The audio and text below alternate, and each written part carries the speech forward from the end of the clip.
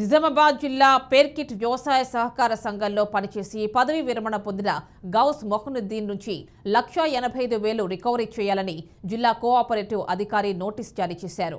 Society నుంచి గౌస్ మొహనుద్దీన్ అధికంగా ఇంక్రిమెంట్లు పొందినట్లు అధికారుల తనిఖీల్లో వెల్లడైంది. ఈ నోటీసుకు సంబంధించి సొసైటీ చైర్మన్ రిప్లై ఇచ్చినట్లు చైర్మన్ భోజరెడ్డి తెలిపారు.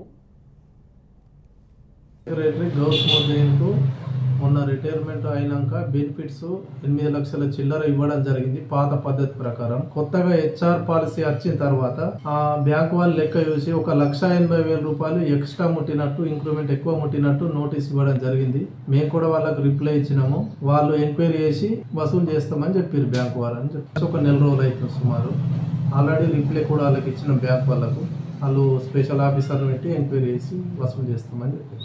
సెక్రటరీ గౌస్ మొహనుద్దీన్కు మొన్న రిటైర్మెంట్ అయినాక బెనిఫిట్స్ 8 లక్షల చిల్లర ఇవ్వడం జరిగింది పాత పద్ధతి ప్రకారం. కొత్తగా హెచ్ఆర్ పాలసీ వచ్చిన తర్వాత ఆ బ్యాంక్ వాళ్ళు లెక్క చూసి 1,80,000 రూపాయలు ఎక్స్ట్రా ముట్టినట్టు, ఇంక్రిమెంట్ ఎక్కువ ముట్టినట్టు నోటీస్ ఇవ్వడం జరిగింది.